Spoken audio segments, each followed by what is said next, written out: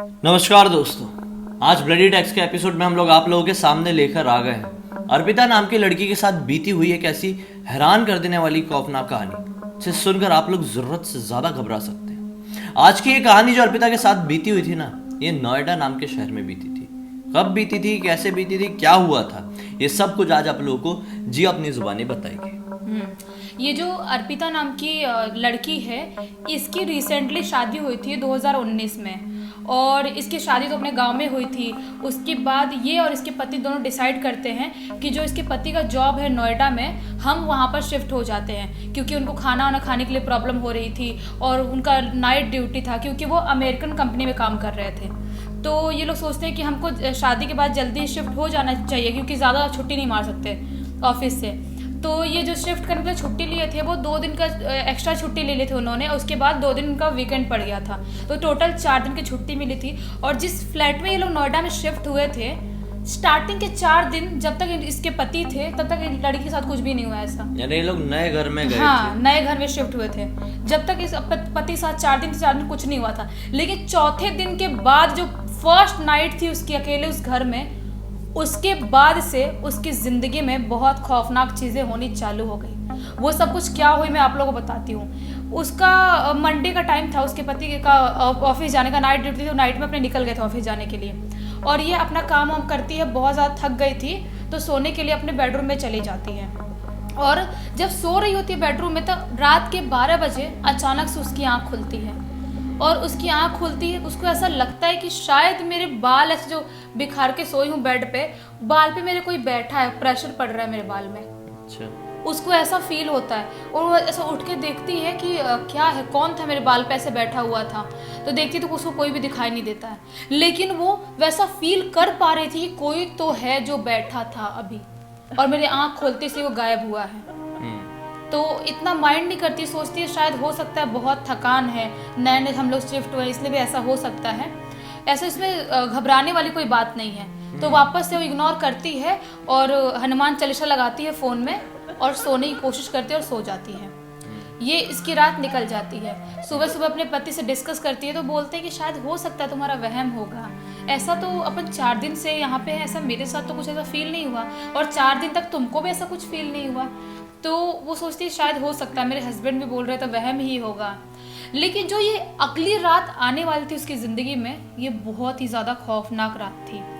जब ये सो रही थी अपने बेडरूम में, रात के 1:30 पे इसके जो रूम था, उसका जो घर था, उसका बेल बजता है। ये अकेली थी उस रात या फिर पति? अकेले थी, पति का नाइट ड्यूटी था। नाइट ड्यूटी, हाँ। तो नाइट ड्यूटी पे जाते थे, वो अकेले रहती थी घर पे। तो उसका बेल बजता है, ये घबरा जाती है कि रात के 1:30 बजे मेरे घर पे कौन आ रहा है और मेरे हस्बैंड भी नहीं है।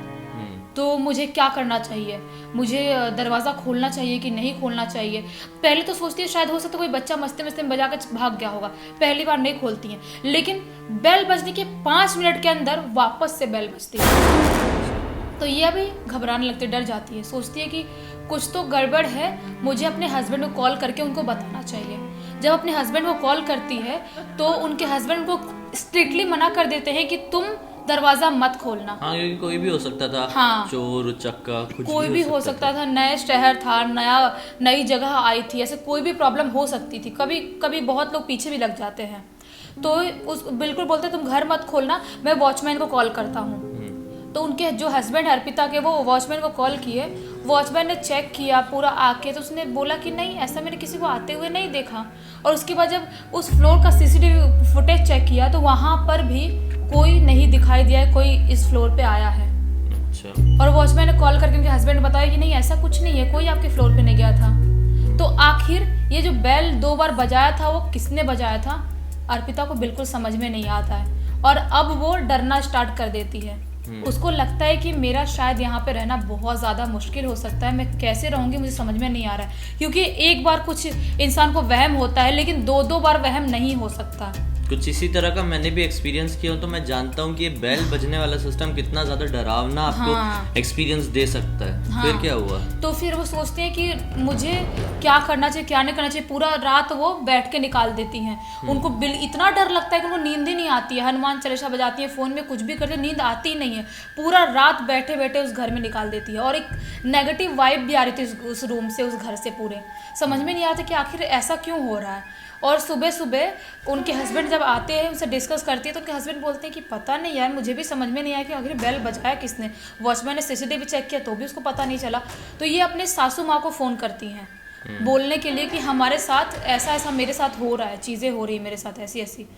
तो उनकी सासू माँ बोलती हैं कि एक काम करो, तुम तब तक पूजा पाठ करो और हनुमान चालीसा रोज़ पढ़ो, और मैं ना 1 हफ्ते के अंदर आती हूँ तुम लोगों के पास रहने के लिए, क्योंकि वो जा रहा है ऑफिस, तो तुम अकेले पड़ जा रही हो घर पे, और नया घर है, नया घर है, तो तुम कुछ दिन 1 हफ्ते तक कैसे भी संभाल लो, उसके बाद मैं आ जाऊँगी। तो सोचती है ठीक है कोई बात नहीं, सास तो 1 हफ्ते में आने ही वाली है, अब मैं कैसे कैसे संभालती हूँ। लेकिन जो तीसरा रात था इनके पति की बिना इनका, वो बहुत ही ज़्यादा खौफनाक था। कैसे? रात में ये सो रही थी, इनको ऐसा लगता है अचानक से कि इनका किसी ने बेल बजाया। वो उनकी आंख खुली बेल से, अभी वो सोच ही रही है कि कुछ मतलब किसने बेल बजाया, तब तक उनके किचन से पूरे बर्तन गिरने की आवाज़ आने लगी। अच्छा। जोर जोर से ऐसा लगा कि उनके बाथरूम में कोई बहुत जोर से बकेट पटका, और इनके घर में कोई नहीं था।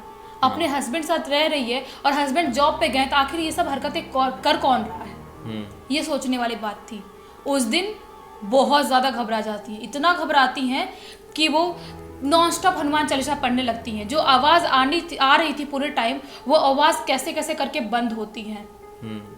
उसके बाद इनको लगता है कि शायद यहाँ पे रहना बहुत मुश्किल है, मेरे सासू माँ को अगर आने में लेट हो रहा है तो मैं खुद ही गाँव चले जाऊँगी, क्योंकि यहाँ पे रहना बहुत मुश्किल है। मैं जागते हुए अपनी आंखों से ये सब देख रही हूँ, कोई किचन में हरकतें कर रहा है, कोई वॉशरूम में पटक रहा है, तो मतलब ये बहुत बड़ी बात होती है जो फील करता है उसके लिए। और घर के अंदर घुसने का कोई दूसरा रास्ता नहीं, कोई भी रास्ता नहीं। या फ्लैट में कैसे रास्ता रहेगा? मान लो 1 BHK या 2 BHK का घर है, उसमें कहाँ से कोई एक ही दरवाजा रहता है। हाँ, क्योंकि दूसरा कोई रास्ता होता तो ये सोच सकते थे कि चोर है। हाँ। लेकिन अब घर के अंदर एंटर करने का एक ही रास्ता, और वहीं पे वो सो रही, और अचानक से बाहर से बैल बज रही है और अंदर ये सब कुछ हो रहा है। ये सब कुछ हो रहा है, ये बहुत खौफनाक था। ऐसा इनके साथ जो चीजें थी ना, वो हो ही रही थी, इनको मतलब समझ में नहीं आती क्या हो रहा है। डेली हालत बिगड़ रही थी, डेली हालत बिगड़ती जा रही थी। एक दिन तो हद ही हो जाती, जिस दिन इनके पति का छुट्टी रहती है ऑफिस की, उस रात में संडे नाइट था, उस दिन ये सो रही थी आराम से। रात के 3 बजे करीब इनको ऐसा लगता है कि कोई बहुत ही ज़्यादा गंदा दिखने वाला इंसान उनके सामने आया है और उनका गला दबाने की कोशिश कर रहा है। उनको ऐसा दिखाई देता है, बहुत छुड़ाने की कोशिश करती है। उनका सांस जो ले रही थी, सांस बंद हो रही धीरे धीरे, वो सांस लेने में तकलीफ हो रही थी। उनको समझ में नहीं आता कि आखिर ये है कौन और मुझे क्यों मारना चाहता है। Sleep paralysis. हाँ, वो अपने पति को उठाने की कोशिश करे, आवाज़ लगाने की कोशिश करे, लेकिन पति को कोई पता ही नहीं चल रहा, कोई फर्क ही नहीं पड़ रहा है। फिर सोचती है, उसके बाद क्या हुआ? फिर इनने सोचे गांव चले जाते हैं। हाँ, उसके बाद जो चीज़ें हुई उनके साथ संडे के दिन, ये सब चीज़ें जो पति थे उस दिन स्लीपिंग पैरालिसिस हुआ। उसके बाद 5 मिनट तक इनके साथ ऐसा लगा कि अब मैं मरी जाऊंगी, नहीं बचूंगी, इस सिचुएशन में आ गई थी। तभी अचानक से कैसे भी हिम्मत बांध के खुद को स्ट्रॉन्ग करके हनुमान चालीसा पढ़ना स्टार्ट कर दिया। जब उन्होंने हनुमान चालीसा पढ़ना स्टार्ट किया, तब उनकी सांस जो थी वापस आई और अपने पति को ऐसे हाथ मार के उठा पाई। और जो भी उनके साथ हुआ वो सब कुछ अपने हस्बैंड को बताए कि ये अभी मेरे साथ हुआ। पूरा पसीना पसीना हो गई थी। ऐसा लग रहा था कि वो स्लीपिंग पैरालिसिस, मतलब वो सपना नहीं है, क्या नहीं है, मेरे साथ रियल में हो रहा है। उनको गले में दर्द भी हो रहा था उनको, ऐसा वाला फील हुआ था। उनके हस्बैंड भी बहुत ज़्यादा डर गए। उनको समझ में आ गया कि नहीं, कुछ तो यहाँ पे गड़बड़ है, जो गड़बड़ सॉल्व करना ज़रूरी है, नहीं तो हमको ये घर छोड़ना पड़ेगा। तो लेकिन ये जो चीज़ें हो रही थी, वो 2 दिन का और छुट्टी अपने ऑफिस का ले लेते हैं। सोचते हैं कि ये 2 दिन तक मैं कहीं नहीं जाऊंगा, घर पे ही रहूंगा। और 2-3 दिन बाद जो इसके हस्बैंड की माँ थी वो आ जाती हैं घर पे, और घर पे आने के बाद वो घर की शुद्धिकरण करती है, पूरे घर में गंगा जल छिड़कती है और सुंदरकांड पढ़वाती हैं। सुंदरकांड करवाती है, गंगा जल छिड़कती हैं। उसके बाद से इनके घर में जो भी चीज़ें थी वो नॉर्मल होती है।